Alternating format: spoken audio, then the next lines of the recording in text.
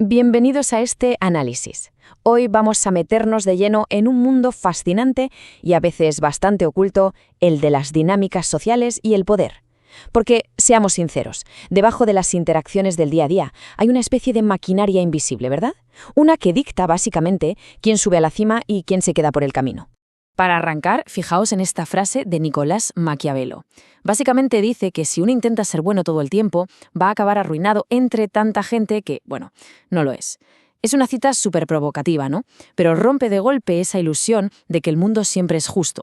A lo largo de la historia, la realidad pura y dura del poder ha sido amoral. Y entender esto es absolutamente crucial para dejar de ser un simple peón en el tablero. Todo lo que vamos a desgranar hoy sale directamente de un clásico moderno, Las 48 leyes del poder, de Robert Greene. Y a ver, quiero dejar algo muy claro desde ya. Aquí vamos a analizar ejemplos históricos de forma totalmente objetiva. Nada de posturas morales. No estamos aquí para decir si estos personajes históricos eran los buenos o los malos de la película. Simplemente vamos a destripar estas estrategias y a ver cómo funciona realmente el comportamiento humano en las altas esferas. Y esto nos lleva a lo que el texto llama, literalmente, el juego del poder. ¿Qué es exactamente? Pues un juego social constante, amoral, que exige pensar como un estratega, tener un desapego emocional tremendo y, sobre todo, no perder detalle de lo que hace la gente. Es una locura pensarlo, pero nuestro mundo moderno es, en el fondo, como una corte real súper civilizada. Sí, hemos cambiado las espadas por salas de juntas y reuniones corporativas, pero oye, la dinámica de la corte sigue vivita y coleando. Bueno, para que sepáis cómo vamos a estructurar esto, tocaremos 5 puntos clave. Primero, ¿qué es este juego del poder? Luego, la ley 1 sobre no hacer sombra al amo, la ley 2 y cómo usar a los enemigos, la ley 3 sobre ocultar intenciones y, por último, el dominio absoluto de las emociones. ¡Vamos a ello!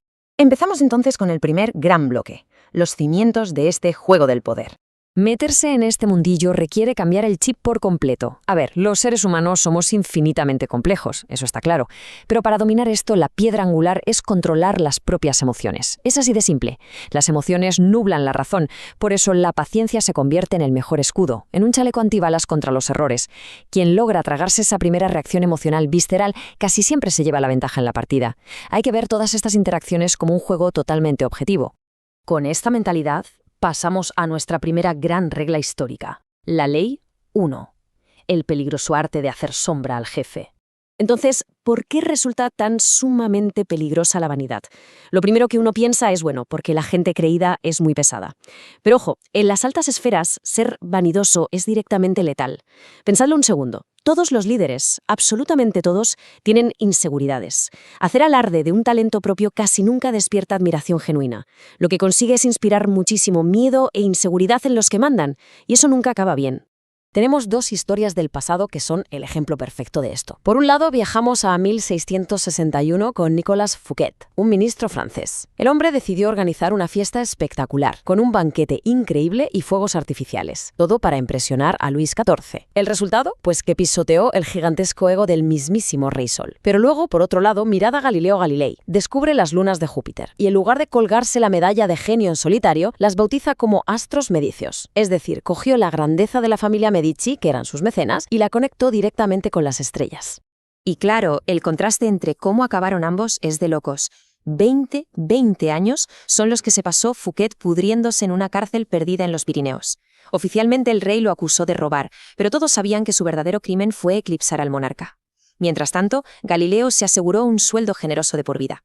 La lección aquí es clarísima. La gloria no se roba. Siempre se canaliza hacia arriba. Y con esto en mente, saltamos a la ley 2, el uso estratégico de los enemigos.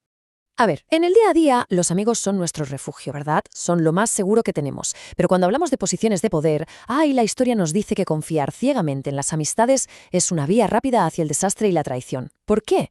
Pues porque con una amistad de por medio, las verdaderas intenciones muchas veces se esconden bajo una sonrisa y el resentimiento empieza a crecer ahí, en la sombra, sin que uno se dé cuenta. Para que veáis a qué me refiero, vamos a repasar esta historia alucinante del emperador bizantino Miguel III y su gran amigo, Basilio, que era un simple campesino. En el primer año, Basilio salva la vida del emperador domando un caballo, y de premio lo nombran jefe de establos. Miguel, pensando que esta gratitud iba a significar lealtad eterna, lo baña en oro y poder durante el segundo año.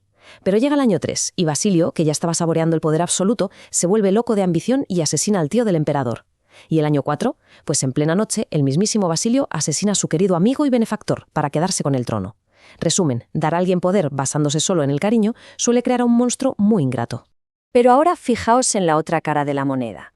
Siglo X, el emperador Shang de China. Este hombre consiguió romper un ciclo de traiciones que parecía no tener fin. ¿Su secreto? No confió en nadie. Lo que hizo fue invitar a sus peores generales rivales a un gran banquete. Una vez allí, les habló con total franqueza y les dijo que compartía ese miedo constante que todos sentían a ser asesinados. Y entonces lanzó su golpe maestro. Les ofreció unas riquezas increíbles y unas fincas preciosas en el campo, con una sola condición, que renunciaran a sus mandos militares.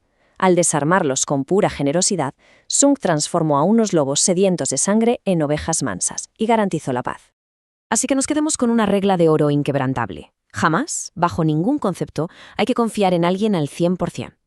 A la hora de la verdad, la capacidad y la competencia de una persona deben valorarse muchísimo más que las conexiones afectivas. Pensadlo así. Un antiguo rival que tiene la oportunidad de demostrar lo que vale, se va a dejar la piel y trabajará con mucha más lealtad que un amigo que simplemente está esperando favores. Seguimos avanzando y entramos en nuestra tercera regla, la ley 3, el fino arte de ocultar intenciones. ¿Cómo puede ser que el engaño genere poder? Porque claro, el impulso humano natural es ir de cara, ser transparentes y contar nuestros planes abiertamente.